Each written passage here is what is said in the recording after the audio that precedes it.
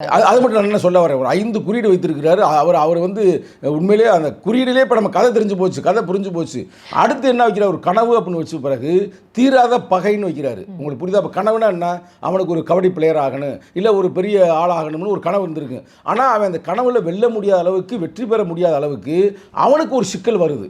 தீராத பகைனா என்ன, திடீர் பகை இல்லை, தலைமுறையாக. அது வந்து என்ன பழகின்றது நம்ம இப்போ சொல்லக்கூடாது. நம்ம இன்னும் படம் பார்க்கல, ஆனால் நம்ம இன்னும் கருத்து சொல்லணும், இவங்க படத்தை பார்த்த மாதிரியே சொல்கிறாங்க அப்படின்னு நினைப்பாங்க. தீராத பகை என்பதை நீங்களே புரிந்து கொள்ளுங்கள். அது சாதி ரீதியான பகையா, இல்லை பொருளாதார வர்க்க பகையா, எத்தனையோ பகைகள் இருக்கலாம்ல, இல்லை மத ரீதியான பகையா அப்படின்றத மக்கள் புரிந்து கொள்ளட்டும். அடுத்து போராடுவது பதறும் வாழ்வு.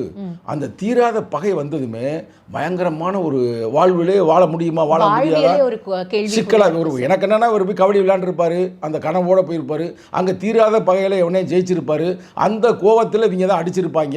அடித்ததில் பெரிய அது பிரச்சனையாக வரலாம். ஏன்னா அதில் ஒரு டைலாக் வருது, என்ன சொல்கிறாருன்னா, கத்தியை வச்சு நீ அவங்கள குத்தணும்னு நினச்சின்னா அவங்க குத்திட்டு போயிடுவாங்கன்றா அப்படின்ற மாதிரி சொல்லுவாப்புல ஒரு டைலாக் அவர் பேசுவார்.